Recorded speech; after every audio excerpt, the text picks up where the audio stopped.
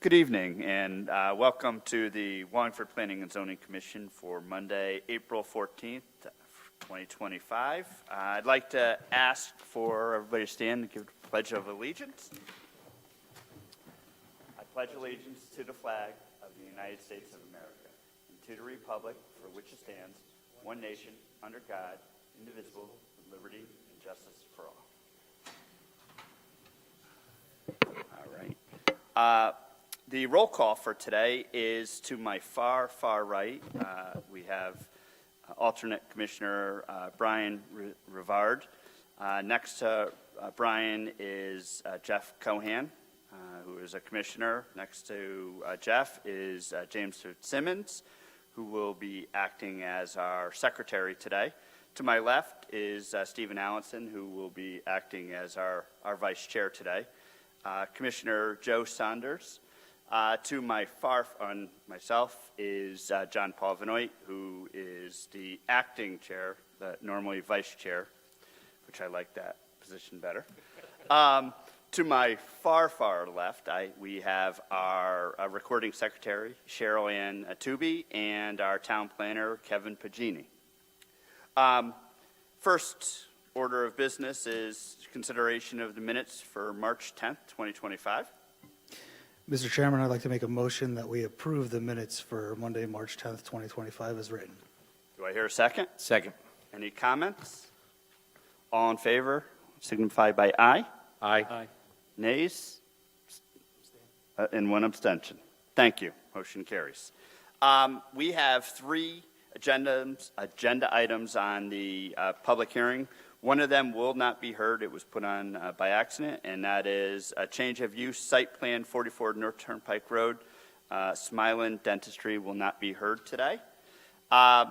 We will go right into the next item, which is a public hearing. Can I ask the secretary to read the notice and any corresponding information that is for our record? On the signs or the middle housing? We're going to go, I'm sorry, we'll do the first one. Text amendment, section 6.38, middle housing, application 901-25. I don't have the legal notice. Do you have a copy of the legal notice? Let's see. I didn't see it. Oh, it's a continued okay. hearing, so you don't need to do it. Okay. Let me just acknowledge them what we have. What's that? I'm just acknowledge. Correct. Yep. We received a letter from the South Central Regional Council of Governments addressed to Kevin Pagini on February 18th, 2025. We received a copy of an email from Wallingford's Corporation Counsel, Janice Small, directed to Kevin Pagini on March 11th, 2025. And lastly, we received, that's it. Thank you. Kevin, would you like to shed some light on what was submitted? So this is somewhat close to what we reviewed last time. There were some minor changes from the law department and then some other suggestions that were incorporated. Just recently, today, I added just a definition for new construction, so there's no confusion what we mean by that. And then just some minor cleanup to in the subsections to address that middle housing is permitted subject to site plan approval and special permit. And then we arranged middle housing to include the following: the cottage cluster live work unit, and definition for middle housing, mixed use development and townhouse. We also added a visual chart just to kind of give people an idea of what we mean by middle housing. And then also added just some language in the incentives for the affordable to say as site conditions allow based upon the specific project and scope. And then we also just adjusted the development, the percentage of the total units on site. So instead of requiring the 30%, it was suggested we require the 25% of total dwelling units on site, and then allow either all 60% or all 80% or a mix of both, whereas 830G requires a 15-15 split. I could explain that more if you have questions on that, but just discussions with with certain developers in the area, they thought that would attract more development that way and make it easier instead of relying on 830G. And I think those were the biggest changes that were made. Everything else basically stayed the same. And we did add some architectural features as well. So buildings and additions shall reflect the residential architectural features of the surrounding area and zoning district. And that's basically it. Thank you. I know we've been doing this for a little while, so bring it back to the commission for any questions or comments.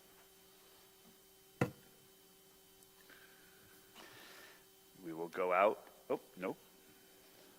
Commissioner. Thank you, Mr. Chairman.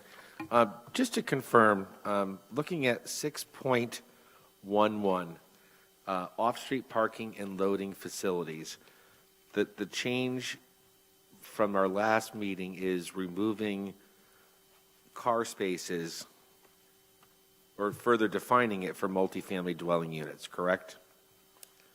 Correct, yes. All right. And then the question on senior housing, is that a defined term in our zoning book? What I'm getting to is, if I'm a developer, I'm gonna build an active adult 55 and over community, is that senior housing by our definition? Yes. I think we do have it because we have it in the residential districts now, but it just says elderly housing by a public housing agency. So it's basically probably the same thing, but we could define it better if. You see where I'm going, over 55. I think senior housing is defined. Senior housing, forgive me. Yeah. I'm not making light of it, but I mean, it's talking about the spaces, right? So, there's different types of housing, and if it's a community that's built for over 55, is it not necessarily, because they're usually active seniors at that age, but they're still on the verge of seniors, where would that fall under here? Yeah, I would say anything over 55 plus would be considered senior housing as the HUD definition, but we could always add it more if we want it more defined, I guess. I know it's, talking to the chairman, I mean, we've discussed this numerous times. I just think we get to be clearer and clean that up to match our book, if you will, right? So if we're using, it's not just public housing for the elderly, it's not just senior housing, it's, housing community, whether it's public or private, for 55 or older, just something to distinguish, if you will. Let me see if we do define it. I thought Thank we you. did, but Say, do you put that in the glossary? Well, it's a change. That's why it just jumped out at me. It just says senior housing. And I know we don't mean the seniors at Lyman Hall and Sheehan, so. yeah, we could certainly look at that, maybe. Let's see. Oh, yeah, then the other change was the town center. It was just a minor tweak. The lots under 25,000 square feet would be no unit restriction for existing buildings. Because we've had issues with some of the smaller lots that the existing buildings are on. So where people would like to add like a couple more units and they're only allowed a couple, so. But yeah, we could definitely look at adding the definition. I don't know if it's maybe we make a motion to approve some of this tonight and then come back on that, or how you'd want to work that, but. I do have one other question. Mr. Fitzsimmons, one more question. I just have, one additional question. I know the chairman at the last meeting was talking about, and he always has mentioned the time frame for affordability. And in Connecticut, I believe by statute, it's 40 years Correct, under yeah. 830G. And as much as he would like it in perpetuity, I don't know if that's reasonable, but I think, is there any way that we could explore if someone makes it or commits to making it affordable for a longer period, they might get some type of density bonus, or does that run afoul? I mean, and I don't know, it's like a seesaw, with the developer, because we certainly want, non-market rate housing, but we also don't want to make we were trying to make the regulations to encourage this. Yeah. And I'm thinking, is it give us 5 more years, you get 10 more units? And I don't know if any other town that you're aware of has done something similar, because if someone voluntarily says, I'll meet the 40 years, but I'm willing to give 10 more years if you give me 10% more units. Is that something that, are you aware any other town doing something like that? Yeah, so we took some of this incentive language for the reductions on the bulk standards, because we got rid of the unit requirement, so we can't really give an incentive for more units, because we did get rid of the unit maximum, essentially. But we could do something like that where we give even more, maybe, reductions on the bulk standards for adding more of a deed restriction time period. Because I did take some of this language from an inclusionary zoning from other towns where they give reductions on bulk standards and height. Bulk standards and lot standards and building requirements. It's definitely something we could look at. I think several discussions I had seems to be that going in perpetuity would kind of discourage using this instead of 830G, but I think it would be good maybe to explore incentives for it. I do agree with you. I think it could work, but Yeah, I'm not at the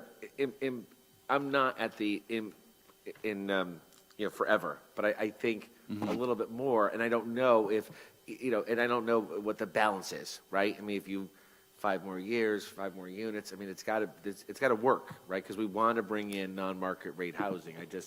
I'll throw it out there because the chairman's not here. This is what he had talked about, so. We could always go through have legal look at it for us later. Maybe not today, but. Yeah. Commissioner Rivard. Mr. Virginie, so I didn't have the benefit of being here last time, but prior to that, I had commented on, going forward with something like this ought to open up potential incentives out of the state, and I think you said, yes, it will. And then the comment was, hey, we want to make sure that we get good input from developers in town. We had some good, public comments come in on that, as well as, citizens who are concerned and interested in, non-market housing. Do you feel like you've gotten a good, input such that this is capturing, all of the best to maximize, where we might get in terms of development associated with that? And then on the 40-year, just as a side comment, a couple of us went to the, Planning and Zoning, Connecticut Federation, and the subject was, 830G. And the subject of 40 years was a big topic across all of the towns. Everyone kind of, says it seems like a tough limitation. They also said, hey, local towns should be trying to address things in their local regulations. So I think above and beyond there might be an open door. We should check with legal, but it's a good question considering that. But so what do you think, Kevin? Do you feel like you've gotten really good input at this point and lots of voice to this in reading through it? yeah, I've gotten input from several developers that have developed 830G in the community, and I think they've put in a lot of comments, and I think I've taken what I think we could feel comfortable with now. There were some comments regarding just maybe lowering some of the lot sizes, some of the lot frontage standards, stuff like that. I don't know if that's something you do want to explore, but I kind of wanted to hopefully not drag this out too long to where we can get something and then maybe look at other things later. But I think I did get some good input just on making sure that it reflects the architectural characteristics, physical characteristics, and the obviously the 25% at the 60 or 80 and not requiring a split. So I think that was the biggest thing that we got from comments. Okay, thank you. Thank you. Commissioner Allenson. Thank you, Mr. Chairman. Just a couple things. Commissioner Fitzsimmons raised a couple interesting points. The first is regarding the senior housing. I think that it's important that we define that, whether it's 55, how many units, how big, how small, what benefit, because we're giving a significant cut here for senior housing that is arguably not really defined. So I'd like to see that fleshed out a little bit as far as what we need on that. The second comment that he brought up was really something that I agree with our commissioner on. I think that 830G and the 40-year fall off is just kicking a can down the road. I've said it before, and I'm saying it again. I really don't like the fact that there is no sort of perpetuity. And if we were to vote on this and pass this today, there would be a window of time that we would be missing an opportunity to have a developer potentially have ongoing or more of a benefit for the people of our town. So I think we need to explore that. It would be my position that we flesh out both of these two issues, break them out to a workable and understandable time frame before we vote on it, rather than vote on this now and have a window of time that we now have to fix something. Thank you, Mr. Chairman. Thank you. Any other commissioners before we go out to the public? Commissioner Sanders? Thank you, Commissioner Fitzsimmons, for reminding us of that, because, yeah, that we had stated that before. Just I 100% agree. I tend to think that, like you articulated really well, it's important for this to be helpful to the development we seek, not an obstacle to it. But with that said, if you're for affordable housing, then wouldn't you be for affordable housing for more than 40 years? So I think that it would be appropriate to look at what our options are to include that. Thank you. Thank you. Any other commissioners? All right. This being a public hearing, is anybody would like to speak on this application? Please raise your hand. Come on up. Name and address for the record. Amy Suchins, 14 Casella Drive. Also a land use attorney for the last 20 plus years. So finally had a chance to come tonight when I don't have my own meeting to attend, and just wanted to speak, number one, in favor of the regulation, and I have a couple of comments, some of which frankly tie into the questions that you were just talking about. I've certainly seen other towns in Connecticut who have a perpetuity regulation. I don't remember what they are off the top of my head, but I have seen it. So I do think you could explore that. And then just kind of walking through a couple of the comments in reverse order of what you were talking about. I think the most important thing is, when I look at this as someone who's looked at a lot of regulations across the state and frankly done some affordable housing work myself, the density bonuses and bonuses that you're offering, I think, need to be tweaked. The requirement that you have a minimum of 25% affordable housing in the development is pretty substantial, particularly given construction costs right now. Towns that are asking for voluntary contributions of affordable housing or commitments to affordable housing are generally in the 5 to 10%, something at 25%, and certainly at the point where you're providing north of 30% affordable, a developer's likely to choose 830G instead. That they're not going to commit to, even with the density bonuses and things like that that are shown in your chart, once you're getting into 35, 40, 50% affordable, 830G just allows you to do the override, and the bonuses aren't going to be potentially as lucrative or as meaningful as they might otherwise be. And I think to that point, and what Kevin said was that the provision allowing the 60 and 80% of AMI certainly is attractive. The one thing I would point out to the commission is that if you commit to the units being at area median income rather than the lesser of state or area, they do not qualify for moratorium points. So there is generally the requirement that it be the lesser. Wallingford sort of tends to be right around the median over the years, so I do think that that's something that you should consider. So sort of putting those two together, I think the idea of perpetuity plus the incentives and the AMI, you should probably look at a little bit more broadly. And then I think the last thing that I wanted to point, or maybe two things. One, the parking reductions that are shown are very much consistent with what I'm seeing throughout the state, desirable goal of reducing the amount of required parking. Developers tend to understand what their market is and how many they might need. So I think that is a very meaningful change, particularly in the context of some of the infill type housing.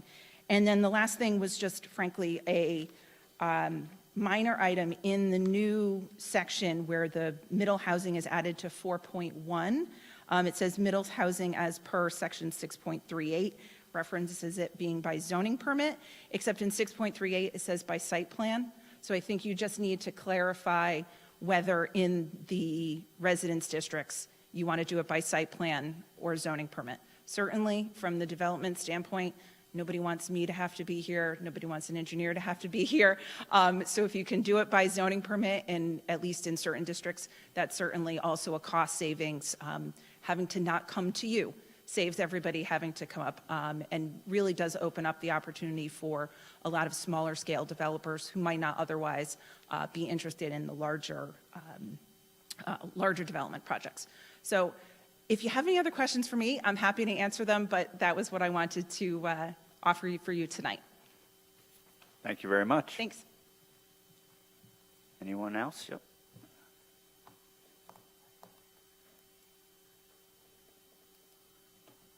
Good evening, everyone. For the record, Bob Wiedenman, 1443 Durham Road in Wallingford. Also a developer, as you guys all know. And I've worked closely with Kevin on this regulation. I've given him a lot of feedback, and he's taken a lot of that and incorporated into the regulation. So thank you for both Kevin and you guys for considering this. I think this is, as I mentioned at the last meeting, a really, really important step we're taking towards creating more affordable housing, more housing of all types.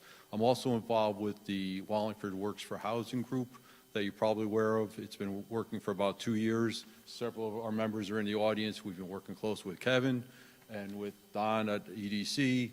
So we've had a lot of input from various people that are all walks of life. And Joanne is here somewhere behind me from the Senior Center.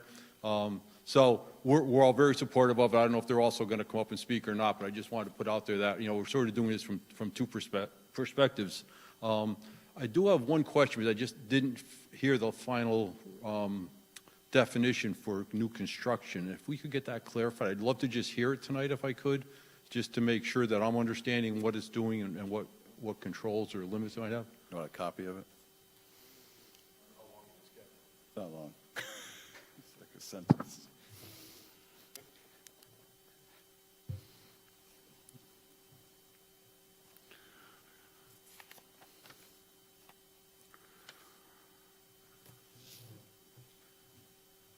Okay, so the only question I would have would be, it says it does not include additions and expansions to existing buildings. So would this work in place where you might tear down an existing building? Would then everything be new construction again? I just want to make sure that I'm clear on that myself, so that we're making sure we're using this properly. Yes, if it's completely torn down and vacant, considered vacant, then, yeah. I think the definition in the state is if it leaves a foundation. So if you tear down the foundation, obviously, but. All right, thank you for that. Put vacant land at least. Amy doesn't like to toot her own horn, but she's very, very knowledgeable in land use, and she does it all over the state. So I kind of going to defer to her on what other towns are doing more so than even I know. And I do a lot of work, but I tend to do it kind of locally. So take what she has to say with a level of importance, please. The one other thing I thought about was this idea of perpetuity or some sort of a longer time frame. One thing I want to make sure that I'm articulating is that I believe that this is going to create affordable housing, maybe not by the exact definition that the state requires, but all the units in my mind are going to become affordable or more affordable than they would otherwise. So I think that's an important aspect. And a lot of times, even with 830G applications, sometimes we lose the fact that we're looking at whether it's 30% or 20% or whatever number it is, we don't realize that the other 70 or 80% are also becoming more affordable because of the density we're getting. And that's a critical, important part of this thing. And those are, quite honestly, if they become affordable, well, they can be resold at market rate, but because of the density and the type of housing we create, it should continue on as a more affordable unit forever. One thing you could consider, and I just thought of this as you guys are talking about it, would be rather than extended time frame with the same number of units would be to reduce the number of units, but say if you take, rather than, I think you're at 25% now, if you said, well, only give us 20, but make it for a 50 or 60-year term. And I'd have to do the math to see if that would make sense. But if you had a fewer number of deed-restricted units, but for a longer time frame, does that address some of the concerns that you guys have expressed? And honestly, if you told me you were going to do that, I wouldn't say, yep, that's perfect, you just figured it out, or not. I can't tell you that right this moment. But that would be one thing to consider as a way to kind of cover both bases, I guess. I think that's all I have. So thank you very much. I'm very supportive of it, both as a developer. I think I'll utilize it personally, and I think there are others that will also. And as part of this housing group, we're very supportive of creating more different types of housing opportunities for everyone, and we're all supportive of it as well. So thank you very much. Thank you. Anyone else? All right, bringing it back to the commission. Commission have any other questions, comments? One thing I do just, Kevin, we're not bumping up against the time limit right now. I think we've got another month, really, if I'm correct on the math. Yeah, we can go for however we need to with a P&Z initiated amendment, so. You have a question. No, I was just going to offer, I mean, so we have basically just like last month, a little more feedback, but we're getting there. It sounds like we're all getting there, right? And I think I appreciate both speakers, and I know them both personally, and it's good to hear. So, Kevin, Amy gave us the answer that other towns are doing in perpetuity, so we probably want to find out how they did it. Amy disclosed that, and I appreciate that. I would tell you, and I know the chairman's not here, what interests me is giving some type of bonus if you go longer.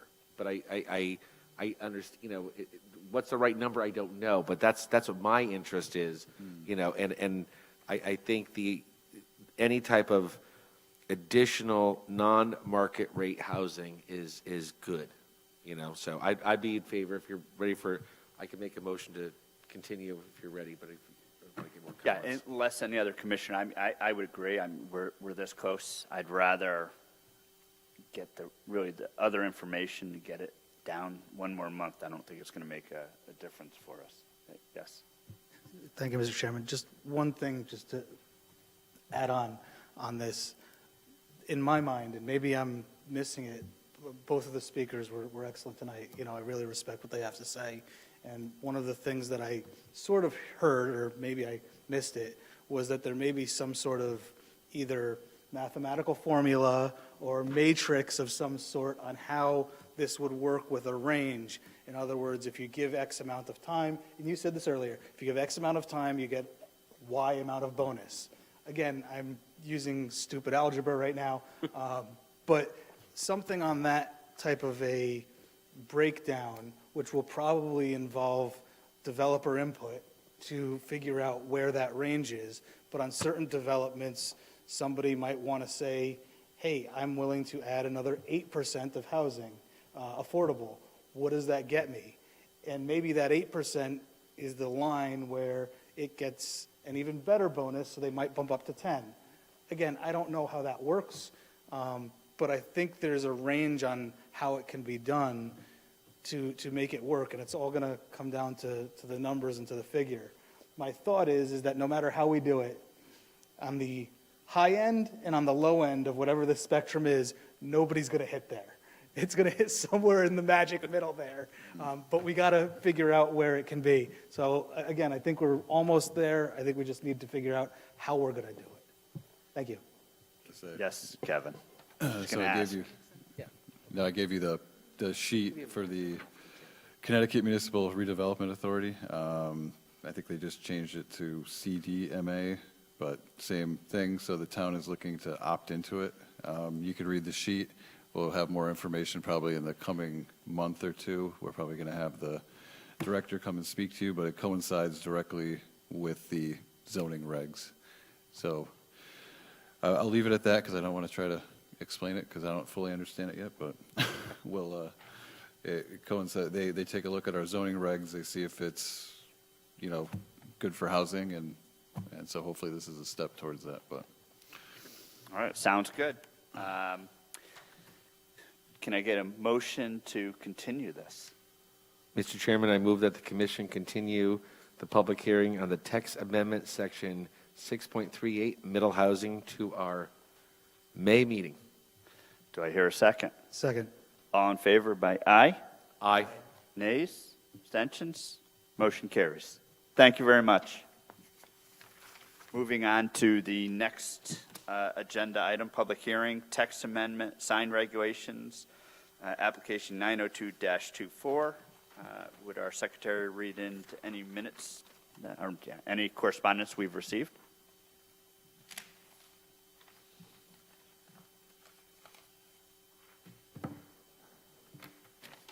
We received a email today from Corporation Counsel Janice Small addressed to the town planner, and we have updated copy of regulations. And then we also have, on March 17th, we received a letter from Kevin Curry, Chairman of the Regional Planning Commission for the South Central Regional Council of Governments. I believe that's all. Thank you. Kevin, you want to take this one away for us? Oh, I think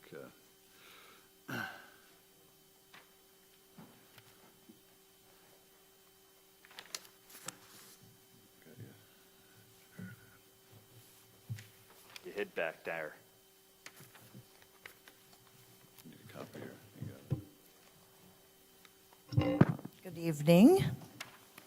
This is being deferred to me because it's sort of my baby. From birth to, I want to see it to fruition with these sign regulations.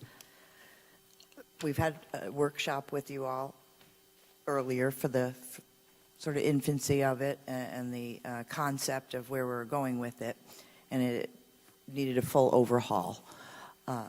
There's a lot of redundancy and a lot of things that weren't addressed, especially addressing the legalities of many issues of signage. So we really boiled it down to what you have in front of you, which has been vetted at 2 stages with the law department, with Kevin and myself and Attorney Small, and then with her most recent email with some additional things that we just haven't addressed, but I have some preliminary thoughts on those. Since regulating content of signs is not something we should be entertaining, it boiled everything down to basically geometry and counting, with the exception of off-site advertising, which is governed by alternate legal constraints, so we can still look at that. So it made it very difficult. So we came up with one sort of diagram, if you will, which I stole from some other folks that were using it, which sort of depicted without individual pictures and 27 pages of the geometry of different signs and what they are to define them. which is our appendix that we, or the Figure A, excuse me, that was included in the regulations. So looking at it primarily from a basis of public safety, pedestrian safety, motorist safety, that being the main issue with the hierarchy of governing signage. We also removed, again, the redundancies. For example, right now we make folks get a new sign permit to reface a sign, but yet we have regulations that already address non-conforming, existing, allowed to continue, anything, so that would be governed under there. So therefore, an existing sign, legally existing, whether by variance or otherwise, or pre-inception of zoning, would be allowed to continue. And if we're only changing the wording or the prettiness of it, it shouldn't need a new permit. It should be allowed to remain without regulating the content, therefore. So removing that, which quite a bit of our regulations had, and lots of particulars, it came down to just zone by zone, what will we allow, and how could we remove the allowance of freedom of speech, et cetera, that's very protected to continue without counting signs. So the definitions address those such items, such as what will be identified as a temporary sign. So the temporary lawn signs, we wouldn't count as signage, so therefore wouldn't have a certain count. As Attorney Small raised in her email, my preliminary thoughts on, which we didn't flesh out today, we started talking about it today, were there shouldn't be any permanent signage in residential districts, for example. Again, drawing it to another section of your regulations which already addresses it, if something was existing, it would be allowed to remain. If it's off-site advertising, it would not. If it's new construction, perhaps, using an example of nursing home or religious institution or something in a residential zone that was new and needed a sign, perhaps we draw them to the special exception or special permit process. So therefore, a residential user has no claim to a permanent sign, but just their temporary signs. They want to have their, whether it's, their political views or their identification of their home, such and such manner or whatever, they would be allowed to do that. It wouldn't be counted as a permanent sign. Another issue that was raised was registration versus, we've mucked around with that language, versus permitting. How do we regulate a time frame on a certain number or any certain temporary signage? We're hoping that our future permitting system will be a tickler to capture that, but maybe we do have a permit, some sort of, we called it registration to loosen it up. They're not charged, but just to advise the office that they're availing themselves of a certain time frame. So we would know somehow how that was coming to conclusion or not. And we also, in speaking of that, currently our temporary sign regulations are 2 weeks on and 2 weeks off, 6 occasions per year. It's nearly impossible to enforce. Instead, we blanketed that where they would get that full 12 weeks, however they wanted to portion it out. Whether you wanted to do it, 3 months all at once or a month at a time, 3 times. But again, how we capture that, another thought would be, we have some of your planning and zoning special permits to use as a sample that have to identify us of certain events, or notify us, excuse me, that they're limited to per year. And so that notification is done via email, the telephone, et cetera, and goes into the file. So there could be something to that effect where there has to be just some sort of written notification, I'm availing myself of this, so no enforcement foresees. But, again, looking at it from really that our prohibited signage remains pretty similar to what it was. We were redundant again, where we spoke of no digital signage, or any moratoriums, et cetera, or LED signage. That's sort of a misnomer because all illuminated signage is done by LED. Whether it's controlled by a switch or a computer, shouldn't make a difference. What you're trying to prohibit, which is continuing to be prohibited, is that flashing and scrolling and distracting signage. But the type of bulb shouldn't be, that was one thing removed. But all the other prohibited, the flags, the waving things. Again, we had in there only the American flag could be shown. Either flags are allowed or they're not allowed. Not what they symbolize. So boiling it all down, it came, how many pages down to? This is sort of a launching pad, again, with only once, or 2 times, I should say, of incorporating some commentary from the law department, and then we still have to address, but there's some early thoughts that I had on Attorney Small's most recent comments on the residential signs, that really the only, whether we can boil it down to, without trying to capture every detail, we can scale these back. That's what we're thinking of, kind of go on the broad side and we can pull them back, as opposed to trying to think of every scenario that may or may not occur with them. But the residential signage is a very valid point. But so if something is existing, we couldn't really take it away anyway. So it would only be an issue if something were new. So maybe it's the process by which they could seek that, if it was appropriate for their particular use. Again, to not allow any resident to put a 12-foot sign in their front yard.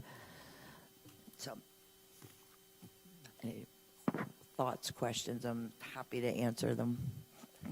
Thank you. Bring it back to the commission. Any commissioners have any comments? Yes, Commissioner Sanders? Do you have something? Was wondering about temporary signs, and I think of, for example, one of the churches has a holiday dinner a couple times a year, and that's a temporary sign. Realtor with a house for sale, or someone with a house for rent. How would you qualify temporary? Because looking at the appendix, the one on temporary is just like a single post in the ground kind of deal. I don't know if that was supposed to encapsulate it, or is that's one of many different forms that a temporary could take. That was addressed, because again, right now we have, if you have a subdivision, if you have a for sale, if you have a yard sale, if you have a this, if you're a new developer, we got 4,000 different things. The dimensions were changed for the temporary signage, because typically those yard lawn signs are like 2 square feet, where a for sale sign is 3. And I believe we called that a temporary for that, again, that reason. So it would fall under a temporary sign. It's for a limited time you're doing this. So they wouldn't be permitted as permanent signage. This is really looking at what is a sign, and those are more, again, do you want to put 50 signs for, Mickey Mouse for governor all over your yard? It's temporary basis. If they're those small things, then we're going to put them under temporary, not permanent signage. So it's a count thing. And maybe I'm missing it. Is the temporary based on a size of a sign? Correct. We have on. Let me see. Get the chart so I can follow along with you properly. You got it out, right?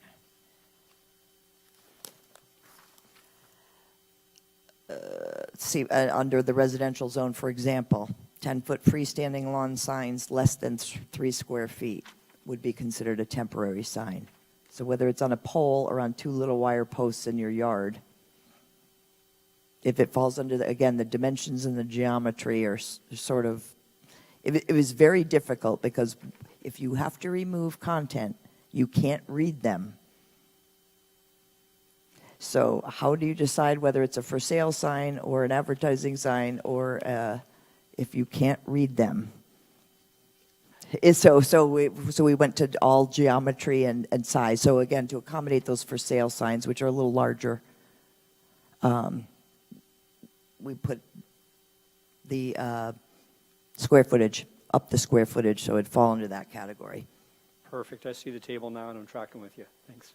You could also exempt real estate. Thank you. Commissioner Cohen? Thank you, Mr. Chairman. I just got a couple of questions.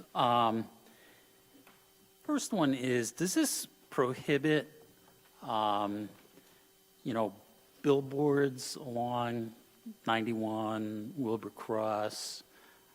I know we addressed this a while ago, but I'm trying to understand how these regulations impact, the billboards, if it does or doesn't. Yeah, I was going to let Kevin take Yeah, that one. It would prohibit new billboards, but existing billboards would require a special exception for any modification. So no new billboards, just existing, and if you want to say increase the size, you have to go for a special exception. But Okay. And just kind of a follow-up to that, because there are a couple of billboards along Wilbur Cross, and if they want to change the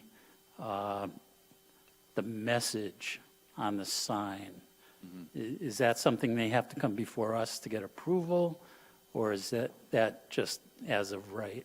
Again, that's content. It's So the there- sign, this Right. billboard. So sizing or movement or enlarging or changing its location, that would. But the message is But the up message to them. is Okay, so that this is what makes it so tricky. right. And right now, we're basically double dipping with making, and which people don't abide by for permitting. A new business comes in, and it's now, Joe's Deli versus, Mary's Breakfast Nook. Sure. They have to get a new permit.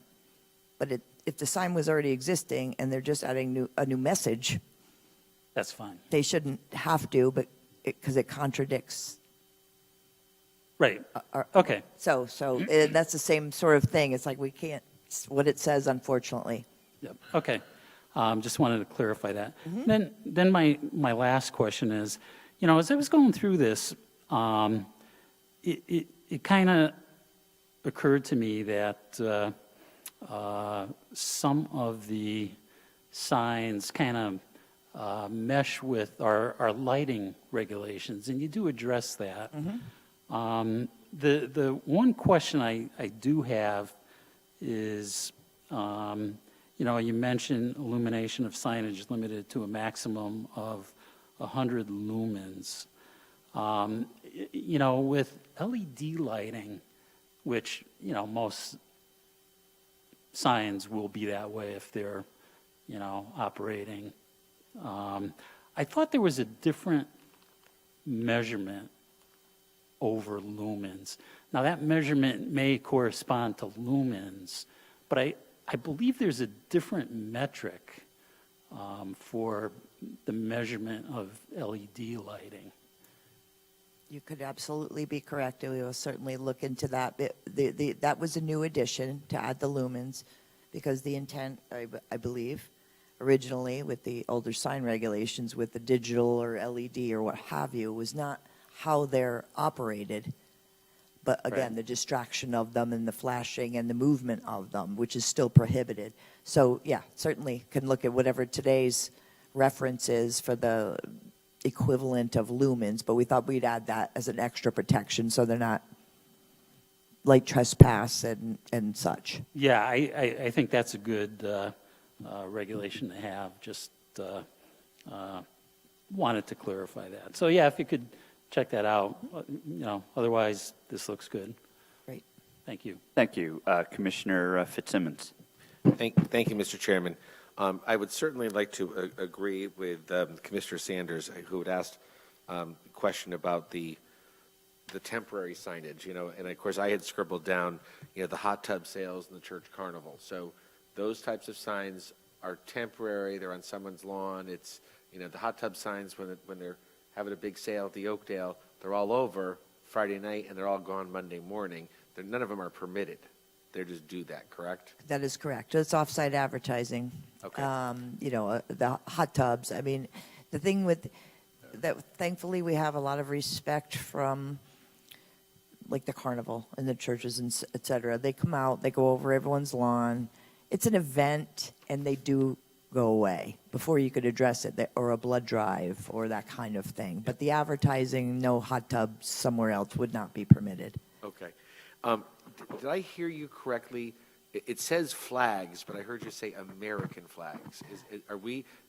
You said it, but it's not written this way. It's written in our current regulations. In Display of the American flag. So I'm like, if you wanted to put out an Italian flag or whatever, you couldn't do it. or Irish flag. Or an Irish flag.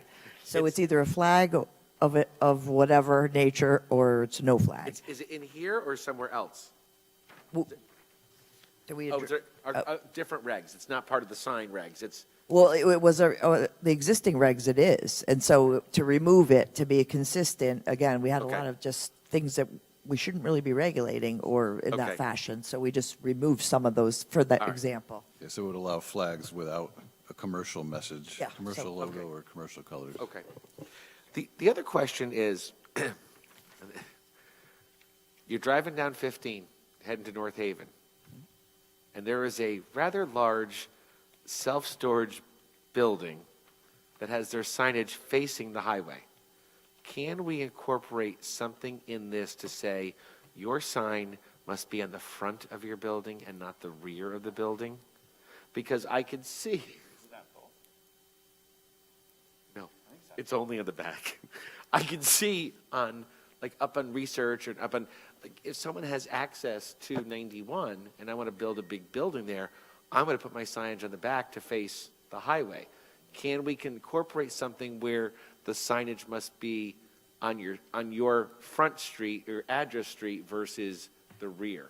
You know where I'm going with this? I mean, Well, in this particular case, I understand where you're going.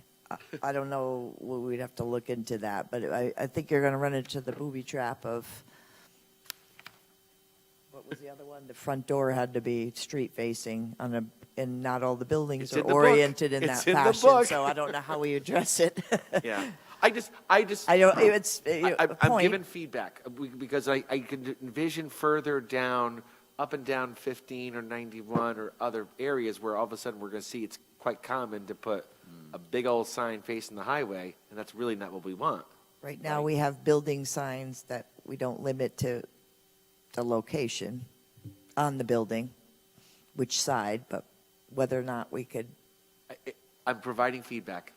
yes, whether or not we will explore that option. Okay. And then the other, I got a couple other quick feedback things.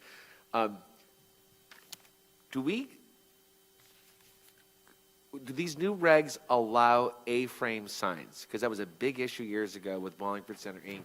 and whether or not they belong on the sidewalks. And they got to take them in, take them out. And I don't think we regulated it because we just don't see A-frame signs. Is that, now I Not see allowed. it referenced here. They're not allowed They're in the picture. before, and they're not allowed now because they're considered a portable sign. Portable signs are not allowed. All right. They're in the diagram where it says A-frame? I don't think it calls it an A-frame, but I believe it's in the diagram.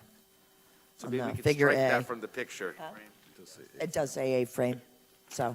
I would suggest striking that from the picture, because we don't allow A-frames.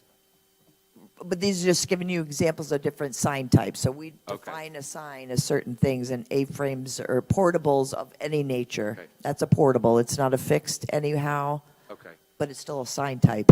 All right. And then the other, I have two questions. Choate. Choate has a lot of signage directing people. Does this reg take into account their existing signage? Like, Like, would they, because are they all in a residential zone? They're in a residential zone, but right now, again, we had, if this, then that, maybe Right. this, if you were sort of this, you could do that. So the scenarios allowed it by being an institution or erected, or anything erected by governmental agencies, et cetera. So what they have would not be taken away with new sign regs. Right. But they, like anybody else, would have to move forward. And so there, again, maybe the idea of a special exception or special permit for residential zone signage. I know they don't have a so-called directory map, and my boys played hockey, everyone's like, where's the rink? You have to know where it is because there's no signage, and I know they've been working, increasing their signage, but most of it's on their property. So just a thought related to Choate. My last question is something that we have discussed, and I think of the large Stop and Shop plaza. It's a plaza signage. So if you look at the banner or the lighted, illuminated sign, it lists everyone's in the building, including the last one in, Wingstop, and then the medical building. They didn't have enough. Everyone ended up going to get a variance for the signage. Yeah. Does this incorporate plaza type signage, I think we wanted to. so to speak? Yeah, it does not at the moment. It still is a measurement. Nobody plays nice, and I'll use one recent example which really triggered a lot of this, which was on Tractor Supply. See, ding, ding, ding. And what we don't do, which I believe is written in here too, is when there is a new site plan or special permit with a site plan proposed, and it's going to include signage, we want it located on the map. So in this instance, what was that site plan? I can't even remember which it was at the time. But anyways, with the anticipation that there would be another building being put at a later date, another user on that same site, which was to become like what was to, I don't even know if it's there, the medical building. But anyway, they identified their sign locations on their plan, and they got their sign permit. But the allowance for the site was taken 100% up by the primary initial tenant. So along comes new tenant, they have nothing left. And all they kept drawing it back to is, well, it was put in on the site plan. So we want all the pieces to agree. So maybe this could be the same kind of thing where, whether it's a plaza or whatever, we allow certain things, but again, by special permit or special exception, to look at the nuances that are different with them, because it may not be enough. And they don't play nice, unfortunately, and share. All right. Yeah, I'd Thank like to see either a special permit or special exception. I don't think a variance is really, for a sign. Sure. I don't. A different mechanism for getting more rather than the variance, so. Thank you. Thank you. Thank you. Commissioner Allenson. Thank you, Mr. Chairman. Just to follow up on what Commissioner Fitzsimmons said about the front-facing, and I was laughing because you always address the front-facing building to the roadside, and you're out of all of us, you are the one that addresses it all of the time. So I was laughing because you had mentioned that. And I'm wondering, and I don't know if it's possible, but if we wanted to do something where we said, we can't prohibit, I wouldn't think, where a building can put all of their signage, but if we say that a certain percentage of their square footage of signage must be on the front of the building, because I can understand certain locations may want to possibly have other signage viewed from other areas, and if we limited the percentage of their total signage by saying you have to have a minimum of 50% of your sign square footage on the front of your building. That's the minimum. You could have more than that, up to the maximum allowable, and then they really have to decide, do we want it all on the front? Do we want to split it up with two smaller signs? How do they want to do it? And we have a minimum cap, so that if somebody wants to blast a giant sign on the back of their building, they're not using 11-point font, Yeah. to take advantage of it. Just a suggestion. No, that's a great one, because another booby trap on other things, not so much signage, but is the use of the word primary.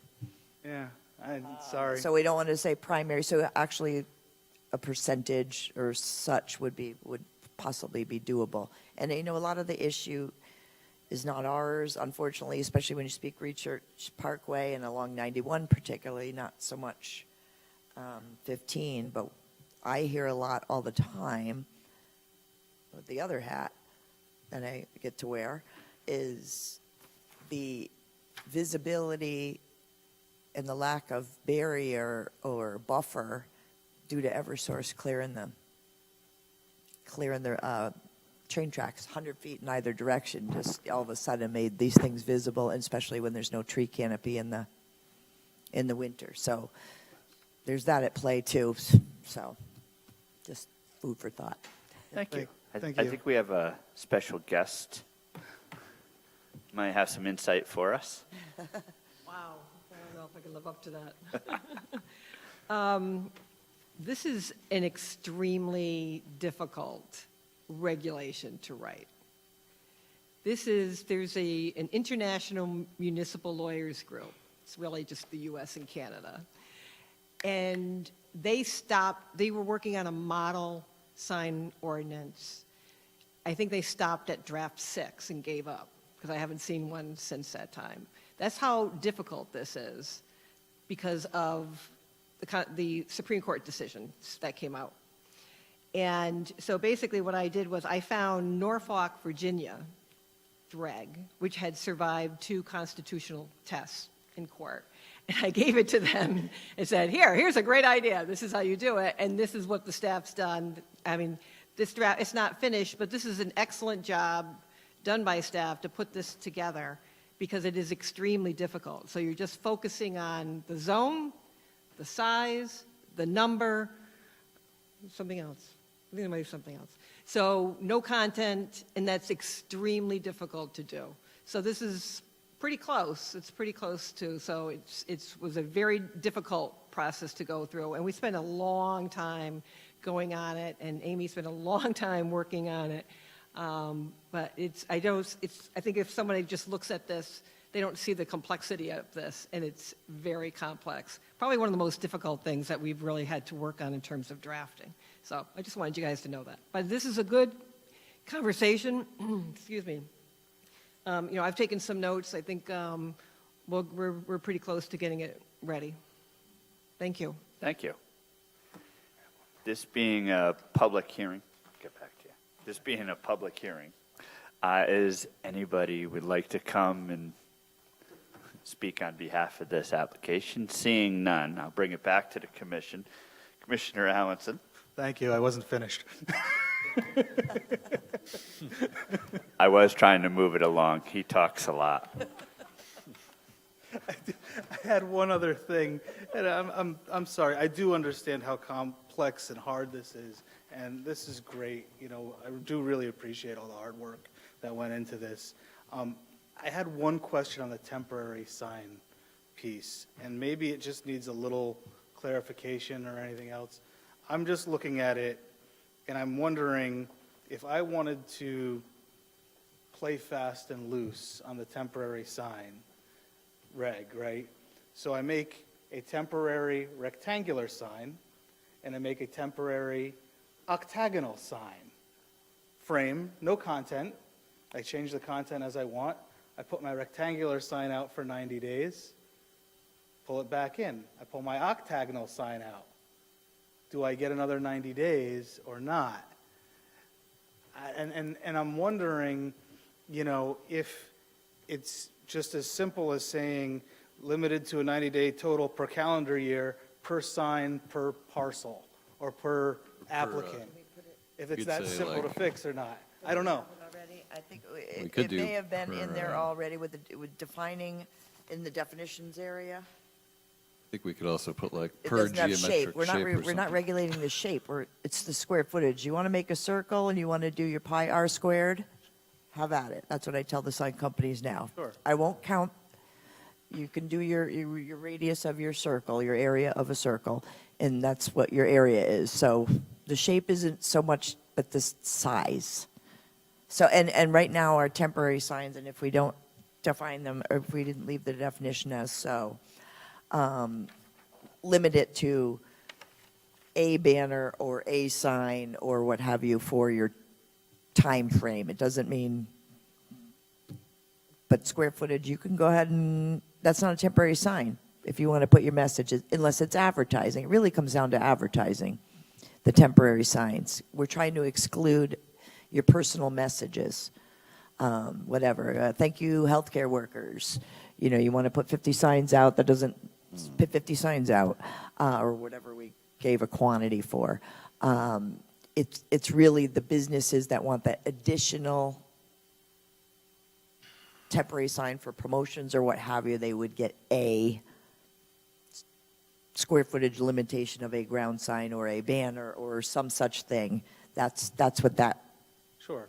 more applies to. But if it needs to be tweaked more, we can certainly tweak it more. Yeah, I guess the way that I'm reading it, and maybe I used a bad example by using shape, because I wasn't trying to say shape, but I'm saying if I have two separate picture frames or two separate sign frames, right, do I get 90 days on frame A and 90 days on frame B, which I don't think is what we're trying to do. I think we're saying that that person can use 90 days, whether it's frame A or frame B, but you get a total of 90 days per calendar year. Yeah. And Of signage. Of signage. It- So, yes. So I'm thinking it might be as simple as just saying, where it says limited to 90 days per calendar year, per sign, per applicant, per parcel, or something simple like that. That way somebody can't come in and say, oh no, it's a different sign. I get another 90 days, and it's the same business. And now it's not really a temporary sign, but they're finding a loophole, which is what I think we want to avoid, loopholes, because those are not fun to resolve. No, and as Stan has said, you know, sort of balancing it with how do you, without reading it, what really it comes down to it. If it's an advertising sign, we want one, you get per sign or what, as you're saying. If it's a message, your personal message, your residential home, you want to put personal message, then you can't count each sign. We're saying go ahead and have 10, but that doesn't mean a business can have 10. Right.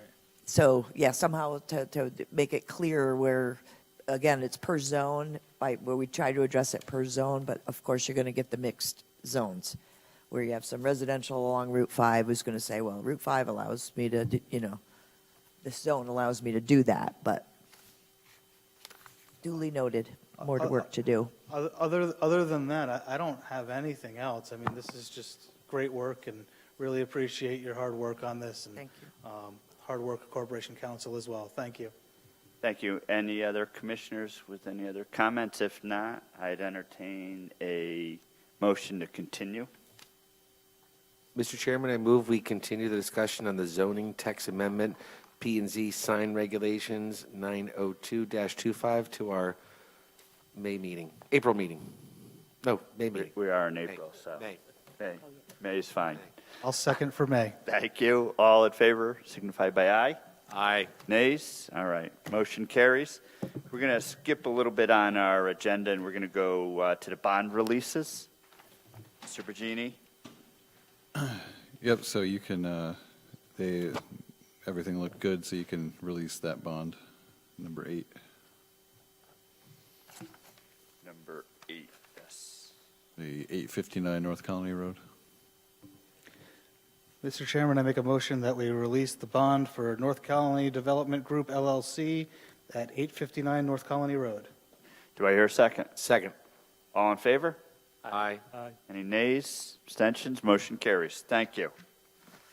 Mr. Bergini, kick it off to you. Administrative approvals? Any? Oh, the second bond, too, can be released, the Oh, okay. Hall Ave. Sorry. Mr. Chairman, I make a motion that we release the bond for R.L. Rogers and Sons, Inc. at 237 Hall Ave. Do I hear a second? Second. All in favor by aye? Aye. Nays? Motion carries. Thank you. Any questions on administrative approvals? If not, I just wanted to quickly discuss, the town engineer gave you, hopefully that was in your packets, the email. She did want to look at adjusting the parking regulations, but the state legislature currently has a bill proposed that they want to eliminate all parking regulation changes, so I don't know if you want to wait until we see what the state does, or, maybe have a workshop on that. I would also like to have a workshop on the POCD potentially too, so we can maybe combine both of those. I don't want to waste anyone's time if the state's just going to eliminate all of them, but I think it makes sense if she kind of volunteered to look at the parking regulations, so if we can take her up on that, I think it would be good just to, look at it, and then we could also discuss maybe POCD at a workshop. I'd like to do that soon so we can kind of start talking about that, but I guess kind of wanted the commission's thoughts on that, if, they want to pursue it or they don't, or if they think it's a waste of time at this point, and maybe wait until the summer and kind of see where it goes with the parking regulations, But we can do something and the state may change on us, basically what you're saying. correct, yeah. Any commissioners, any comments on that? Is it state legislature or the state DTC? Oh, they're done in June. Huh? They're done in June. They're not going to get anything done. Would you want to do a workshop? Yeah, there's other things. Yes. Mr. Chairman, the legislative session probably has about 2 months left in it, a month and a half left in it. By the time we schedule a workshop and everything else, we're going to be a month out maybe anyways. So to give it another 2 weeks on top of that, I'd say let's wait until our May meeting, maybe address this at our May meeting, see if there's been any headway at the legislature, and see where we go from there. I like that. Any other commission? Yes. Yeah, that's fine. And of the subjects you mentioned, Kevin, it seems like the POCD, which comes up every 10 years, is probably for workshops. There's going to be a lot involved in that. I would expect. It's been a while since it's been touched, and a lot of things have changed. So, I'd advocate for, if we're going to talk parking, maybe we could talk it as part of that as well. But I think that's probably the most important upcoming major deliverable for this commission. Agreed. All right, and any questions on ZBA March decisions? And any questions on the ZBA notice for April 21st? Anybody? No commissioners? All right. Kevin, your desk clean? You good? I'm good. All right. I'm going to bring it back to item 4, 5, 6, and 7. Can I call for a motion to go into executive session for items 4, 5, 6, and 7? Mr. Chairman, I move that we enter executive session to consider items number 4, 5, 6, and 7 of tonight's agenda. Do I hear a second? Second. All in favor, signify by aye. Aye. Nays? Motion carries. We are in executive session.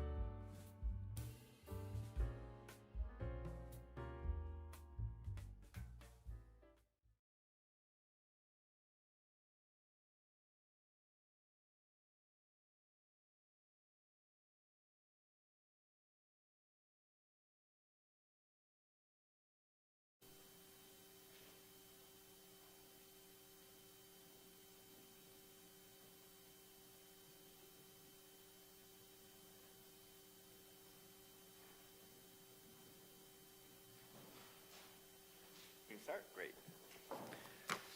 So welcome back to the Wallingford Planning and Zoning Commission for Monday, April 14th. We have come out of executive session and no action has been taken. Can I ask for a motion to adjourn our, yes, Before you ask for that motion, I just want to make one little Sure. announcement, if I could. Sure. The Regional Planning Commission is going to have a hour-and-a-half session on regulations as far as they pertain to climate change. And I forgot to send out the notice before the meeting today, but I'll send it out either later tonight or tomorrow. I believe it's on the 22nd of April. So they wanted to get attendees for that. And it looks like a short session, hour and a half. But I'll send out the logistics tonight. Perfect. Where is it? Any idea? Zoom. Zoom. Okay. That makes it even easier. Yep. Thank you. I like the Zoom meetings. Thank you. Thanks for the information. Appreciate it. Anybody else?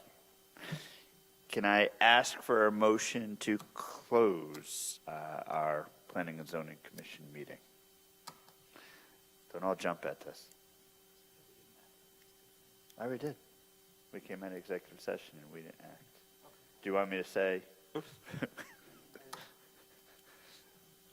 I did. So I did say that. We have come out of executive session and no actions have been taken. Thank you, Mr. Chairman. Sorry. Thank you. about No, that. that's all right. Just wanted to make sure the Straight. record was clear. Unlike my head, which is not. Thank you. Mr. Chairman, I make a motion that we close and adjourn the Wallingford Planning and Zoning Commission meeting for this Monday, April 14th, 2025. Do I hear a second? Second. All in favor? Aye. Nays? Extension? We are closed. Thank you, everyone.